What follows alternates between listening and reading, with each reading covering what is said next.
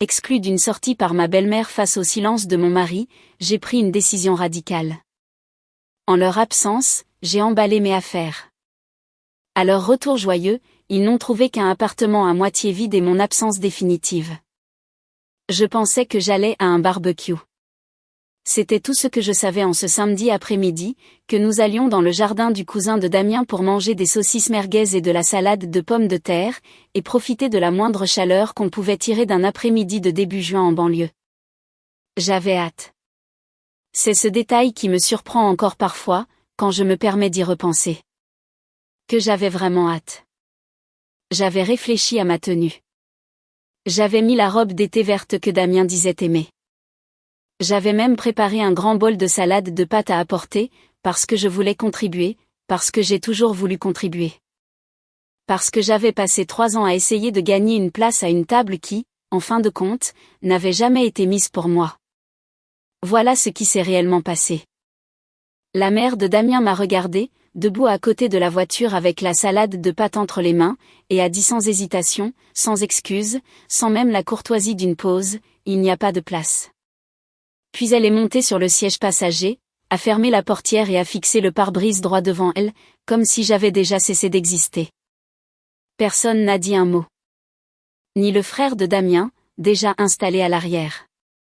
Ni sa belle-sœur.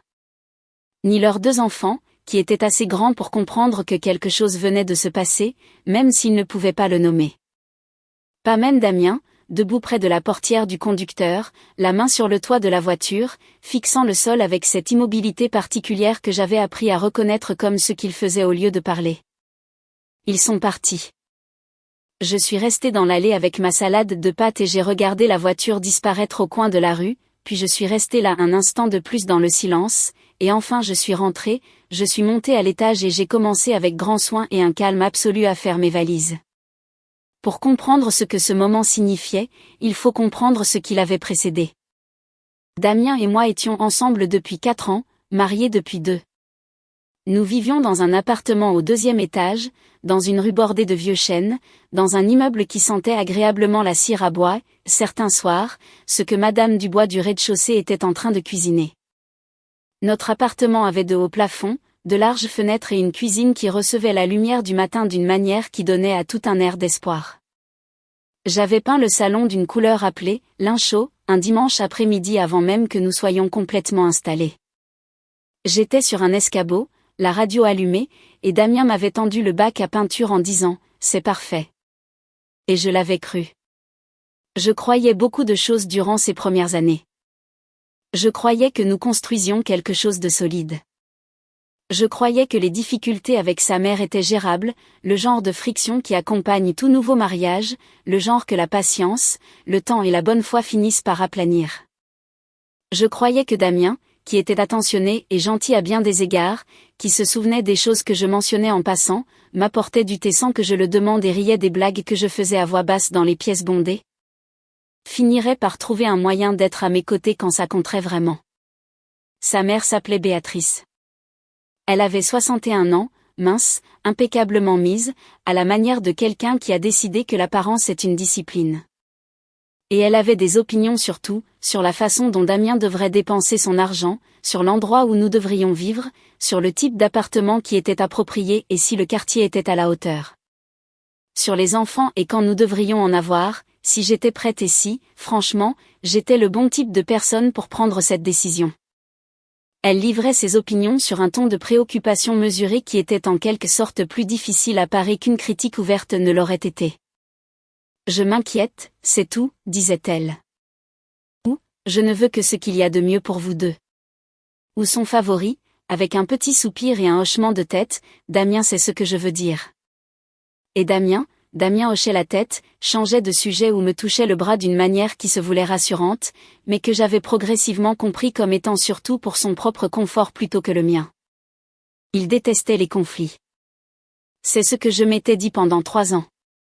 La chose que j'avais utilisée pour excuser chaque silence, chaque dérobade et chaque moment où il avait simplement refusé de me défendre. Il déteste les conflits. Comme si c'était une réponse complète. Comme si c'était une explication plutôt qu'un choix. Je m'appelle Élise. J'ai 32 ans. J'ai grandi dans une maison où les gens disaient ce qu'ils pensaient et pensaient ce qu'ils disaient. Où les désaccords se déroulaient à voix haute et se résolvaient avec une certaine dignité.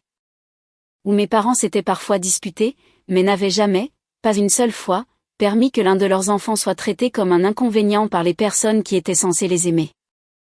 J'avais grandi, en d'autres termes, avec une référence de ce à quoi ressemblait la décence. Et j'avais passé 3 ans à ajuster cette référence à la baisse, par incrément si petit que je l'avais à peine remarqué, jusqu'à me retrouver dans une allée, vêtue d'une robe d'été verte, tenant un bol de salade de pâtes que j'avais fait de mes propres mains. Regardant une voiture pleine de la famille de mon mari s'éloigner sans moi et me disant que peut-être il n'y avait vraiment pas de place. Il y avait de la place. Il y avait 5 sièges dans cette voiture et 4 personnes dans la famille de Damien, et j'étais là, juste devant eux. Béatrice m'avait regardé et avait pris une décision, et elle l'avait prise à voix haute, et personne dans cette voiture n'avait rien dit. C'était la vérité, tout simplement. J'avais été délibérément exclue devant des témoins par une femme qui m'excluait de manière plus discrète depuis des années, et l'homme que j'avais épousé avait passé la première. Je veux m'attarder un instant sur le retour à notre appartement, car c'est important. Parce que j'ai remarqué que les gens ont tendance à supposer, en entendant ce genre d'histoire, que faire ses valises est un acte impulsif, une réaction chaude et larmoyante à une blessure. Ils s'imaginent quelqu'un sanglotant tout en jetant des vêtements dans une valise. Ce n'est pas ce qui s'est passé. Ce qui s'est passé était plus silencieux, plus étrange, d'une certaine manière, plus significatif que cela. J'ai monté les escaliers avec le bol de salade de pâtes toujours dans mes mains. Je l'ai mis dans le réfrigérateur, car apparemment, je suis quelqu'un qui fait ça. Je me suis lavé les mains à l'évier de la cuisine et je suis resté là un moment, à écouter l'eau couler et à regarder la lumière de l'après-midi se déplacer sur le plan de travail. Et j'ai senti quelque chose se passer en moi. Pas une explosion, mais le contraire d'une explosion, une compression, un tassement, quelque chose qui trouve sa place. La pensée qui l'accompagnait n'était pas « je suis furieuse ». La pensée était plus calme et plus définitive que ça. La pensée était « c'est terminé ». Je suis montée. J'ai pris la grande valise sur l'étagère du haut du placard et je l'ai posée ouverte sur le lit. J'ai commencé par les choses pratiques, celles dont j'aurais besoin quoi qu'il arrive ensuite. Mes vêtements de travail, mes articles de toilette, mon ordinateur portable, le dossier dans le tiroir de la table de chevet où je gardais mes documents. Je me déplaçais dans la pièce avec la concentration méthodique de quelqu'un qui démantèle quelque chose qu'il a construit avec soin et qu'il a l'intention de démonter avec le même soin. J'ai pris les photos sur la commode, celles de ma sœur et moi dans un chalet au bord d'un lac il y a 6 étés, celles de mes parents à leur dîner d'anniversaire. Je n'ai pas pris les photos de Damien et moi. Pas encore. Je n'étais pas encore sûre de ce qu'elles signifiaient ou de ce que j'entendais qu'elles signifient. J'ai fait mes bagages pendant environ 2 heures. Je travaillais lentement parce que je voulais être minutieuse et parce que la lenteur me semblait correcte, comme le bon registre pour ce que je faisais, qui n'était pas un geste dramatique, mais un acte réfléchi. Quand j'ai eu fini, j'avais 2 valises pleines et un sac en toile avec des objets qui comptaient pour moi. J'ai troqué la robe d'été verte pour un jean et un pull gris doux, car la robe d'été me semblait inappropriée pour la situation. J'ai porté les valises jusqu'à l'entrée et les ai posées près de la porte. Je n'ai pas écrit de mots, car je ne trouvais rien à écrire qui ne sous-expliquerait ou ne surexpliquerait pas la situation, et parce que je pensais que les valises près de la porte communiqueraient l'information essentielle plus clairement que n'importe quel mot que je pourrais composer. Puis j'ai appelé ma sœur. Elle s'appelle Raphaël, elle a 3 ans de plus que moi et elle a toujours été la personne que j'appelle quand les choses deviennent sérieuses. Elle a répondu à la 2e sonnerie, ce qui est typique de Raphaël, qui traite son téléphone comme ce qu'il est plutôt que comme une obligation à gérer. « Salut », dit-elle. « Tu n'es pas au barbecue ? » ?»« Non, ai-je dit. Je dois te demander si je peux venir rester chez toi pendant un moment. Il y eut une brève pause, le genre qui n'est pas de l'hésitation, mais de l'attention. « Tu vas bien ? » ?»« Je crois. Je ne suis pas blessée. C'est juste. J'ai fait mes valises. J'ai besoin d'un endroit où aller. Viens tout de suite, dit-elle sans poser d'autres questions. Je mets la bouilloire en marche. Je me suis assise sur le canapé et j'ai attendu.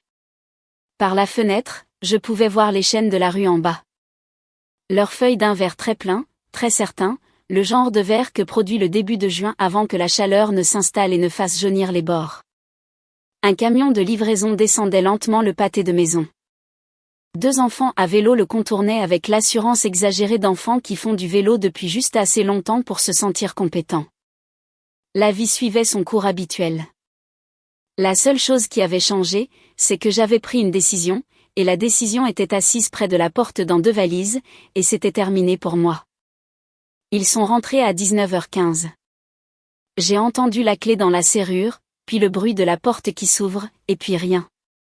Le silence particulier des gens qui entrent dans une pièce et la trouvent différente de comment ils l'ont laissée, et qui n'ont pas encore assimilé la différence. Damien est apparu le premier dans l'embrasure du salon.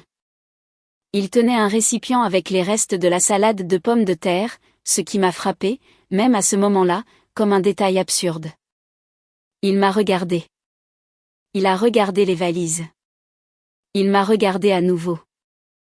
Son expression est passée par plusieurs phases en succession rapide, confusion, reconnaissance, puis quelque chose qui aurait pu être de l'alarme ou de la culpabilité, et que je n'ai pas particulièrement distingué, car à ce stade, elle me semblait être la même chose. Élise, a-t-il dit. Derrière lui, j'entendais la voix de Béatrice dans le couloir. Apparemment, elle était revenue avec eux, ce que je n'avais pas anticipé, et ce qui rendait la scène à la fois plus compliquée, d'une manière que je ne pouvais pas tout à fait expliquer, plus éclairante. Je l'ai entendu dire quelque chose au frère de Damien, puis j'ai entendu ses pas, et elle est apparue dans l'embrasure de la porte à côté de Damien, elle a regardé les valises, et pour la première fois en 3 ans que je la connaissais, Béatrice n'avait rien à dire. J'ai préparé quelques affaires, ai-je dit à Damien. Je vais rester chez Raphaël pendant un moment. Élise, attends. A-t-il commencé? Je ne demande pas la permission, ai-je dit. Je te dis où je serai. J'ai pris mon sac. J'ai pris la poignée de la plus grande valise. Je me suis dirigée vers la porte, ce qui signifiait passer devant Béatrice, qui a reculé, juste un peu, juste assez, et je suis descendue et sortie dans la douce soirée de juin. Et je n'ai pas regardé en arrière, non pas parce que je faisais du drame, mais parce qu'il n'y avait vraiment plus rien à voir. Raphaël habitait à 20 minutes. Quand je suis arrivée, elle avait préparé du thé, et elle ne m'a pas demandé d'expliquer quoi que ce soit immédiatement, ce qui est l'une des raisons pour lesquelles c'est elle que j'appelle. Nous nous sommes assises dans sa cuisine, qui sentait le citron et quelque chose qu'elle avait fait cuire, et j'ai bu le thé, et finalement je lui ai raconté ce qui s'était passé. Pas toute l'histoire, pas les 3 années de petites exclusions, de rejets polis, de conversations auxquelles je n'avais pas été incluse et de décisions prises sur notre vie sans que je le sache. Juste l'événement immédiat, la voiture, les 5 sièges, les 4 personnes, la voix de Béatrice, pas de place, et le silence de Damien. Raphaël est restée silencieuse un long moment après que j'ai fini. Puis elle a dit, depuis combien de temps ça dure? Et c'est là que j'ai compris que ce qui s'était passé dans l'allée n'était pas le début de l'histoire. C'était le moment où l'histoire était devenue impossible à ignorer. Dans les jours qui ont suivi, Damien a appelé. Il a envoyé des SMS. Il a envoyé un long message à 23h30 le dimanche soir, que j'ai lu 2 fois puis posé face contre la table basse de Raphaël sans répondre, car le message, bien que pas méchant, était essentiellement une explication de la complexité de ce qui s'était passé. Et j'avais passé 3 ans à m'accommoder de la complexité des sentiments de sa mère aux dépens des miens, et j'ai découvert que j'avais temporairement épuisé ma capacité pour cet accommodement particulier. Raphaël a été direct avec moi, comme elle l'a toujours été. Tu dois déterminer ce que tu veux vraiment, m'a-t-elle dit le 2e matin, alors que nous prenions un café sur sa terrasse arrière dans la pâle lumière du matin. Pas ce que tu es prête à accepter, mais ce que tu veux vraiment. Je veux des excuses, ai-je dit. De Béatrice? De Damien. Elle a hoché lentement la tête. Et que doivent inclure ces excuses? C'est la question avec laquelle j'ai passé les jours suivants, car je savais alors que ce que je demandais n'était pas un simple « je suis désolée d'être partie sans toi ». Cela aurait été facile, et Damien était capable d'excuses faciles, de gestes, de fleurs, de ce regard contrit particulier qu'il arborait quand il savait qu'il avait franchi une ligne. Ce que je demandais était quelque chose de plus difficile et de plus spécifique. Je lui demandais de me dire clairement et sans détour qu'il comprenait ce qui s'était passé, qu'il comprenait son rôle dedans, et qu'il était prêt à faire quelque chose de vraiment différent.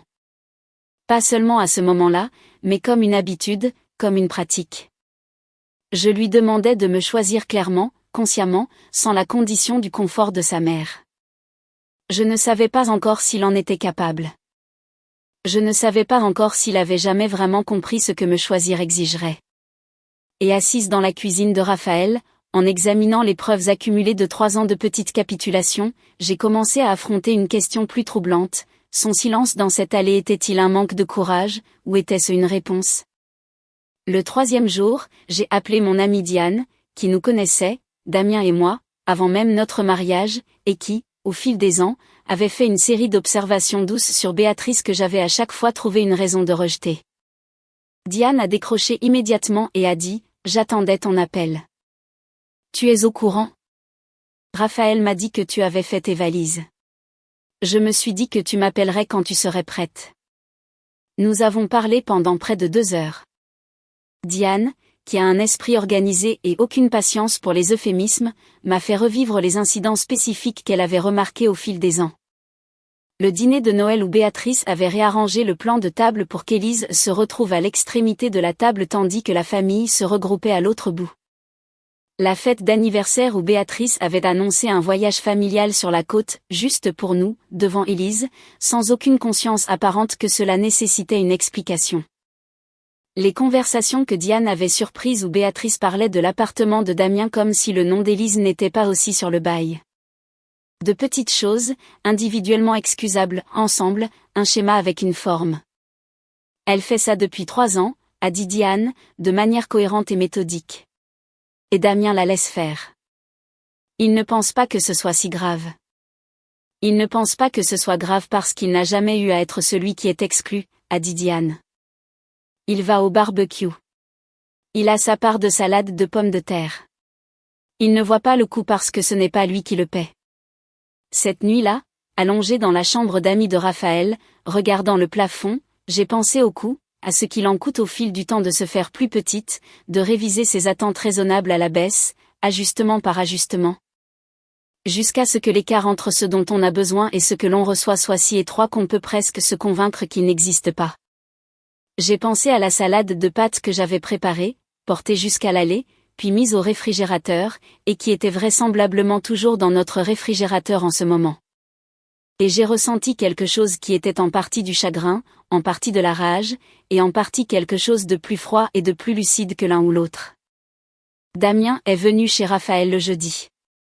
Elle m'a envoyé un SMS quand il arrivait, ce que j'ai apprécié, et je l'ai accueilli à la porte avant qu'il ne puisse sonner, car je ne voulais pas que cette conversation ait lieu dans l'espace de Raphaël. Nous nous sommes assis sur les marches du perron en fin d'après-midi. La rue était calme. Le chat d'un voisin traversait lentement et avec importance la pelouse d'à côté. Damien avait l'air de ne pas avoir bien dormi, ce que j'ai remarqué et enregistré sans que cela ne m'émeuve comme cela l'aurait fait autrefois. Il n'avait rien apporté. Pas de fleurs, rien, ce que j'ai décidé être en fait le bon choix, car des fleurs auraient semblé être une tentative de raccourcir la conversation. Il a dit, « Je suis désolé. J'ai attendu. J'aurais dû dire quelque chose dans la voiture. J'aurais dû. » Elle a dit qu'il n'y avait pas de place et j'aurais dû lui dire de se pousser où. Je ne sais pas, Élise. J'ai juste. Il s'est arrêté. Ses mains étaient jointes sur ses genoux et il les regardait. J'ai paniqué. Tu as paniqué, ai-je dit. C'est arrivé vite. C'est arrivé dans ton allée, Damien. Tu étais juste là. Elle a dit qu'il n'y avait pas de place, et il y avait de la place, et tu es parti en voiture. Il n'a rien dit pendant un moment. Je sais. Ce n'est pas la première fois, ai-je dit. Ce n'est de loin pas la première fois. Je sais. J'ai besoin de te demander quelque chose, ai-je dit, et j'ai gardé ma voix très égale, très calme, car j'avais découvert au cours des jours précédents que ma voix la plus stable était la plus honnête. Comprends-tu quel est le schéma? Pas seulement je dis, tout le schéma. Il a levé les yeux vers moi alors, et je l'ai vu commencer à dire quelque chose qui aurait été une dérobade. Je pouvais le voir se former, le début d'une phrase sur l'anxiété de sa mère, sur sa difficulté avec le changement, sur son profond attachement à lui et comment cela compliquait les choses. Et puis je l'ai vu s'arrêter. Il a regardé la rue. Il m'a regardé à nouveau. Elle te donne l'impression que tu n'as pas ta place dans notre vie, a-t-il dit. Et je ne l'ai pas arrêté. C'était, je lui accorderai, la chose la plus honnête qu'il m'ait dite depuis longtemps. Ce n'était pas une réponse complète. Cela n'atteignait pas la profondeur de ce que j'avais besoin qu'il comprenne, mais c'était honnête, c'était de lui, et c'était quelque chose. C'est le début, ai-je dit. C'est par là que nous devrions commencer si nous voulons essayer de surmonter ça. Quoi d'autre? J'ai besoin que tu lui parles, ai-je dit. Pas de la manière dont tu l'as fait jusqu'à présent, cette façon où tu aplanis doucement les choses et tout le monde prétend que le problème est résolu. Je veux dire, une vraie conversation où tu lui dis directement que ce qui s'est passé jeudi n'est pas acceptable, que ce n'est pas un incident isolé, et que les choses doivent changer. Il est devenu silencieux. Je pouvais le sentir calculer le coût de cette conversation par rapport au coût de la situation dans laquelle nous étions. Et je l'ai laissé calculer. Je ne l'ai pas pressé. Il devait arriver à la réponse par lui-même s'il devait y arriver du tout. Elle ne va pas bien le prendre, a-t-il dit. Je sais. Elle va. Elle va rendre les choses très difficiles. Oui, ai-je dit. Elle le fera probablement. Une longue pause. Le chat du voisin s'était installé sur une parcelle de béton dans une bande de soleil de fin d'après-midi et était apparemment complètement content de sa vie, ce que j'ai envié à ce moment-là. Je le ferai, a dit Damien. J'aurais dû le faire il y a longtemps. Oui, ai-je répété. Tu aurais dû. Je ne suis pas rentrée à la maison cette nuit-là. J'avais besoin de voir la conversation avec Béatrice avoir lieu avant de retourner dans cet appartement. Damien a compris cela, ou du moins il l'a accepté. Nous avons convenu qu'il m'appellerait après. Ce que je ne savais pas, ce que je n'avais aucune raison de soupçonner, assise sur ces marches du perron dans la longue lumière du soir, c'est que la conversation que Damien allait avoir avec sa mère allait révéler quelque chose qui changerait entièrement la géométrie de ce que je pensais comprendre. Il s'est avéré que le barbecue n'avait pas été une impulsion. Ce n'avait pas été une cruauté désinvolte, un exercice de préférence sur un coup de tête. Béatrice, en fait, œuvrait pour quelque chose depuis une période de temps significative, et l'aller était simplement le moment qu'elle avait choisi pour le rendre visible. Damien l'a découvert parce qu'il est allé chez sa mère le lendemain matin, un vendredi, avec l'intention d'avoir la conversation directe dont nous avions discuté. Ce qu'il a trouvé à la place, ou plutôt ce qu'il a trouvé en premier avant que la conversation ne puisse commencer, était un dossier sur la table de la cuisine de Béatrice. Il a reconnu le nom d'une agence immobilière sur la couverture. Il a reconnu son nom sur la première page. Il a reconnu une adresse, l'adresse de notre immeuble dans le texte qui suivait, et il a reconnu, dans cette clarté écœurante de la compréhension soudaine, que sa mère avait à un moment donné obtenu des informations sur le bail de notre appartement. Avait été en contact avec un agent immobilier au sujet de sa disposition éventuelle, et avait apparemment développé un point de vue sur ce qui devrait arriver à l'appartement, et par extension à moi, qui était considérablement plus développé qu'un simple « pas de place dans la voiture ». Il m'a appelé de la rue devant chez elle, tenant toujours son téléphone à deux mains, sa voix faisant quelque chose que je ne l'avais pas entendu faire depuis des années, elle tremblait.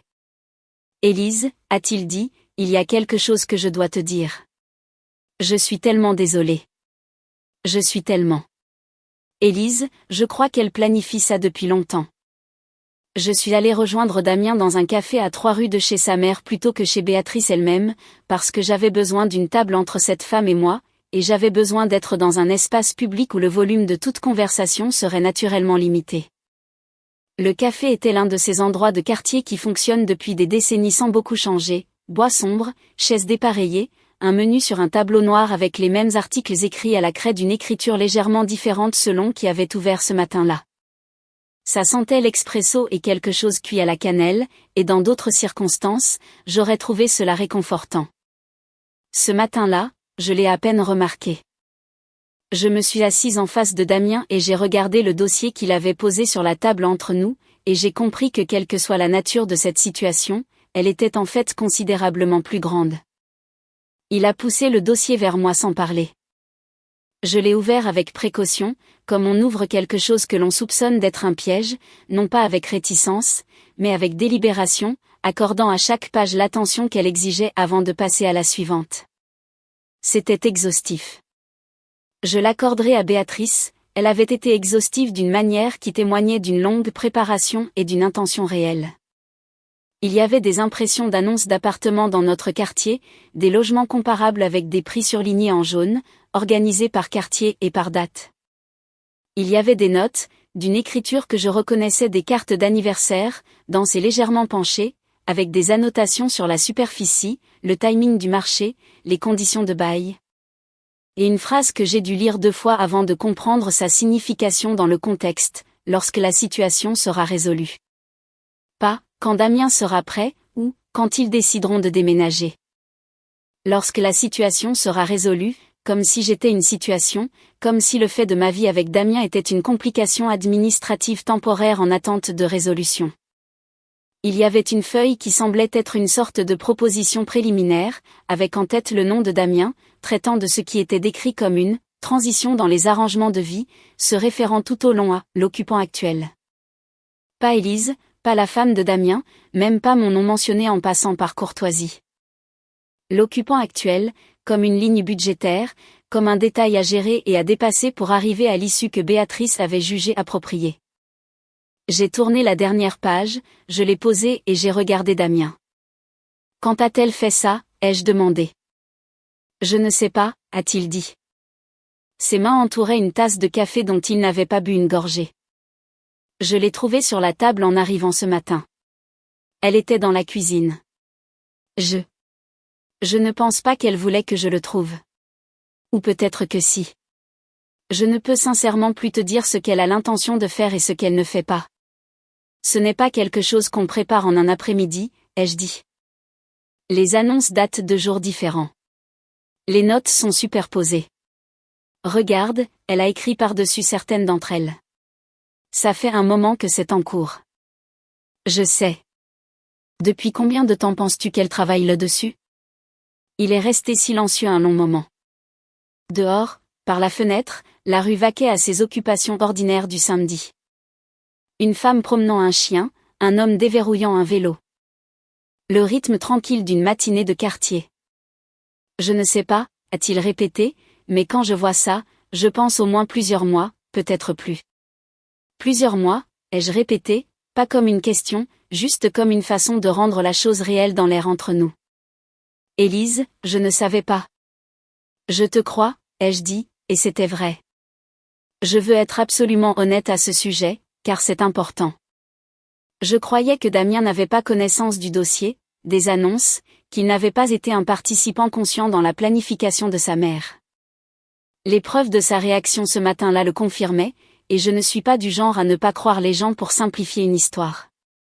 La vérité était plus compliquée qu'un simple méchant et un complice averti, et c'était avec la vérité que je devais travailler. Mais croire en son ignorance ne rendait pas la situation plus facile. D'une certaine manière, cela la rendait plus difficile, car la question n'était plus simplement ce que Béatrice avait fait. La question était comment elle avait pu le faire.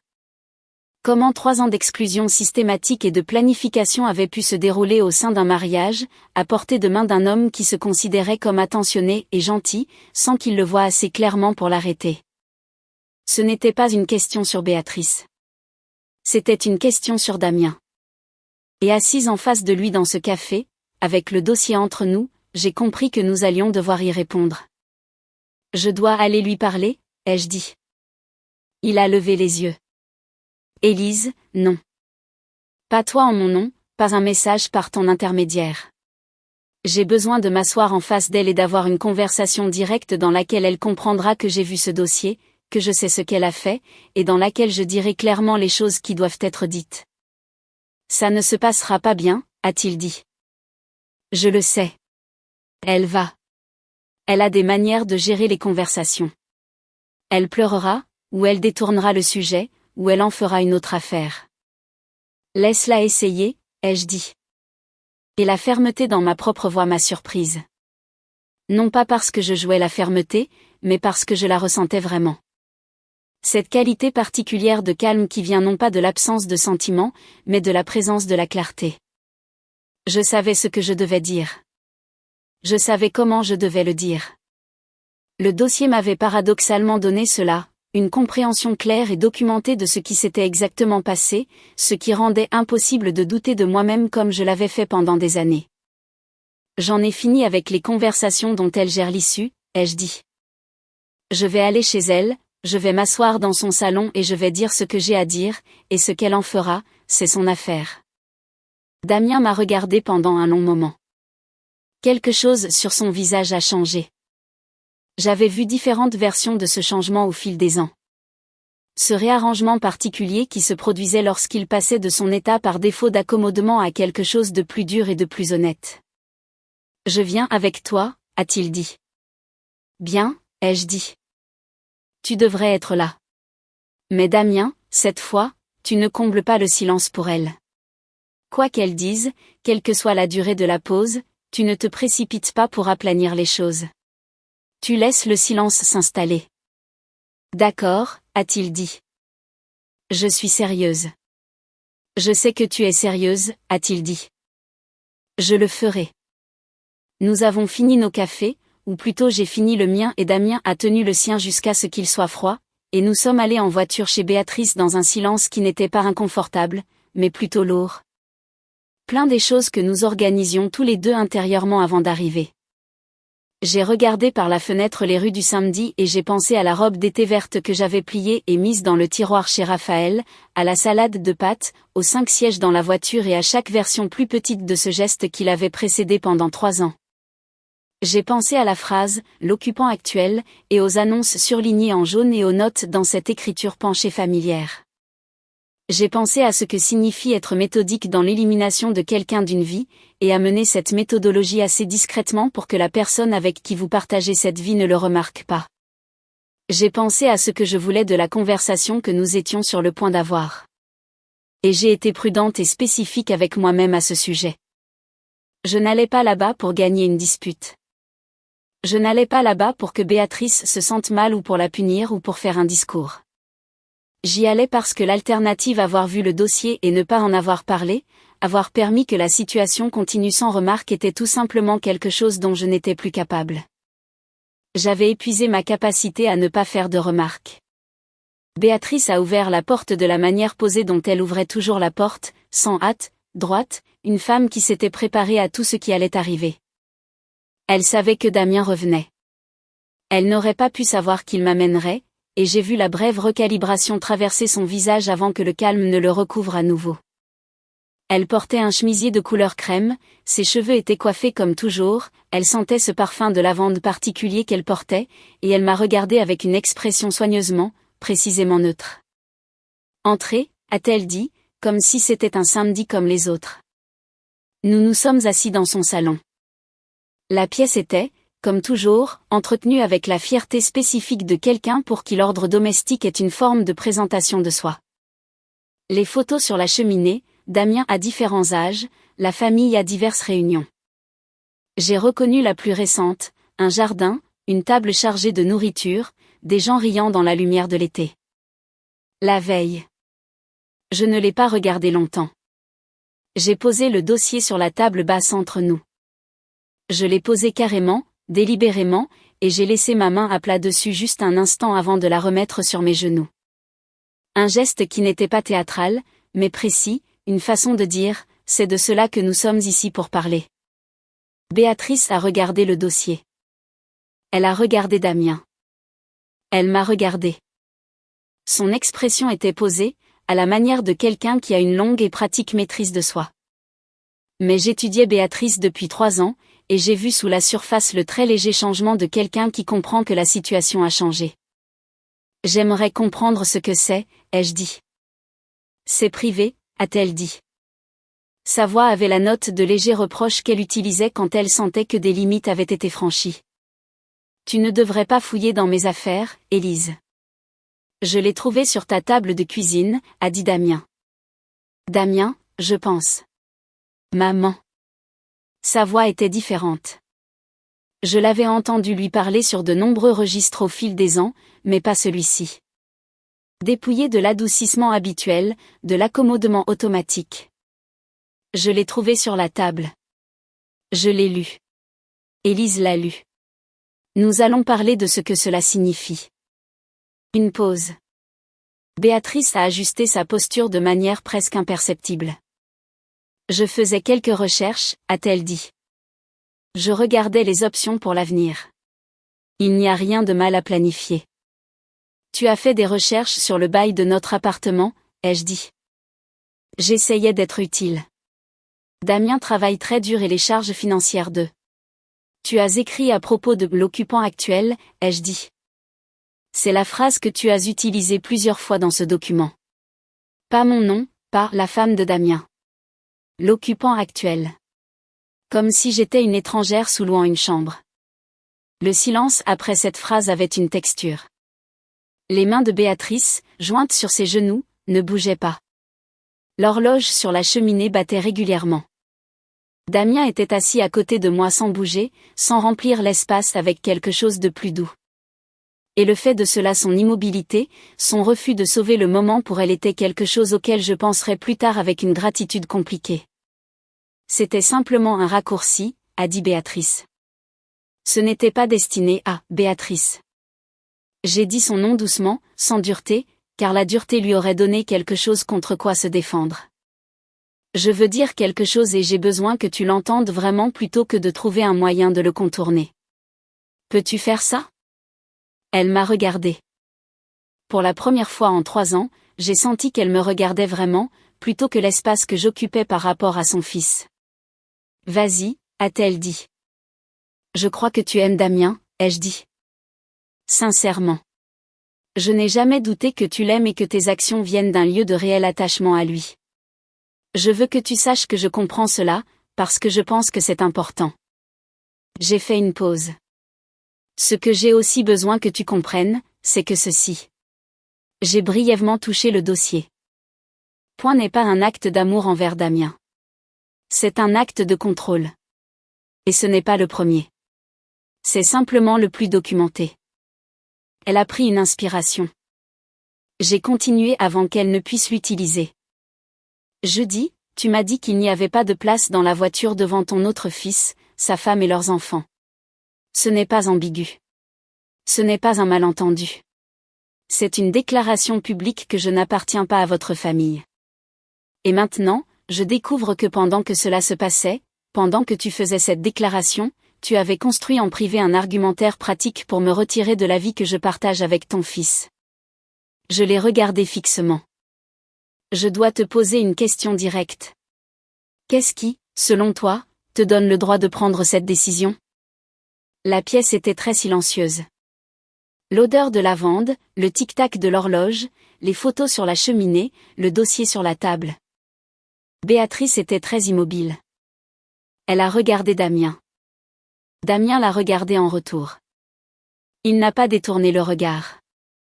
Il n'a pas dit « Maman, essayons de » ou « Je pense que ce qu'Élise veut dire, c'est » ou aucune des dizaines de reformulations douces que je l'avais vu déployer au fil des ans pour maintenir la température basse et la surface lisse. Il a regardé sa mère et il a attendu. Et son attente était la chose la plus importante qu'il ait faite depuis très longtemps. « J'aime mon fils », a-t-elle dit finalement. Sa voix, pour la première fois, avait quelque chose sous le calme. Pas tout à fait de la vulnérabilité, mais son précurseur, une légère irrégularité de surface. Je sais que tu l'aimes, ai-je dit. Mais l'amour n'est pas une licence. Aimer quelqu'un ne te donne pas le droit de passer outre ses choix, de travailler contre son partenaire ou de planifier le retrait de la personne qu'il a choisie pour construire une vie. Ce n'est pas de l'amour en action. C'est autre chose. J'ai seulement toujours voulu. Béatrice. J'ai répété son nom, doucement, fermement. Je sais ce que tu voulais. Tu voulais que les choses soient d'une certaine manière et je ne correspondais pas à ce moule. Je comprends. Je pourrais même, dans une autre version des événements, avoir de la sympathie pour la difficulté d'accepter que la vie de ton fils ait sa propre forme, indépendante de la tienne. Mais comprendre ta motivation ne signifie pas que j'accepterai ses conséquences. Plus maintenant. Elle était silencieuse. Damien a alors dit, avec une clarté et une franchise que je ne diminuerai pas en suggérant que c'était parfait ou que c'est venu facilement, parce que je sais que ce n'est pas venu facilement, la chose qu'il aurait dû dire à de nombreux moments antérieurs et qu'il n'avait pas dite. Maman, j'ai besoin que tu entendes cela clairement de ma part. Ce qu'Élise décrit. Le dossier, je dis, tout, en remontant plus loin que je dis. Ça s'arrête. Je choisis mon mariage. Je choisis Élise. Ce n'est pas une négociation et ce n'est pas quelque chose que je dis pour te blesser. C'est simplement ce qui est vrai, et j'ai besoin que ce soit la base de tout ce qui suivra cette conversation. Béatrice a regardé son fils pendant un long moment. L'expression posée a tenu, mais elle a tenu différemment maintenant. Pas comme un mur, mais comme une personne se tenant très droite pendant que quelque chose à l'intérieur d'elle se réorganise. Elle n'a pas pleuré. Je m'étais à moitié attendue aux larmes qu'elle déployait dans d'autres conversations, ce chagrin qui fonctionnait comme un moyen de pression, et elle ne les a pas produites.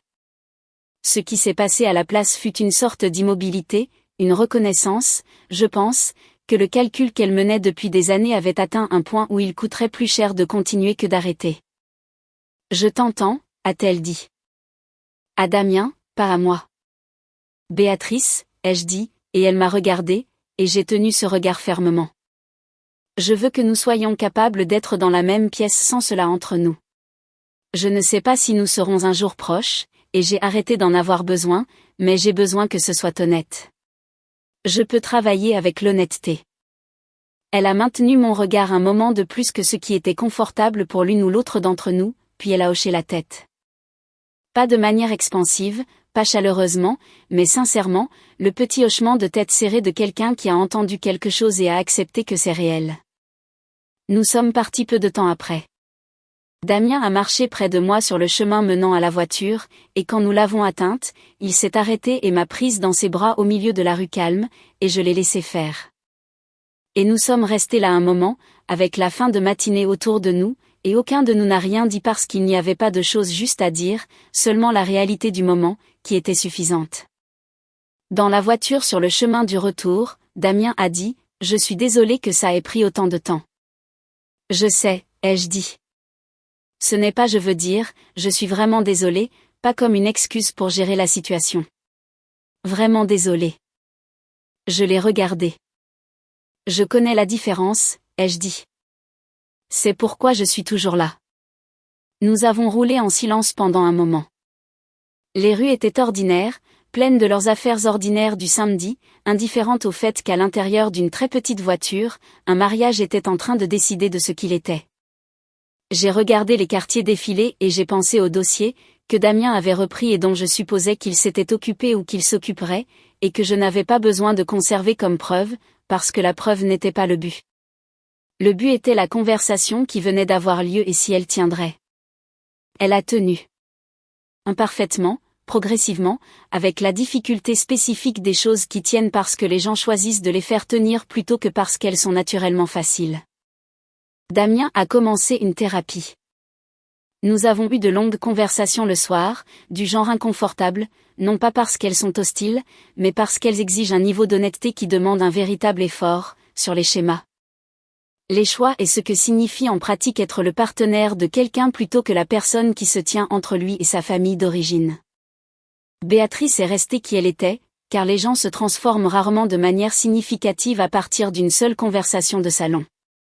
Mais elle était qui elle était à une distance différente, et les comportements spécifiques, les exclusions calculées, la documentation, le travail de sape ont cessé.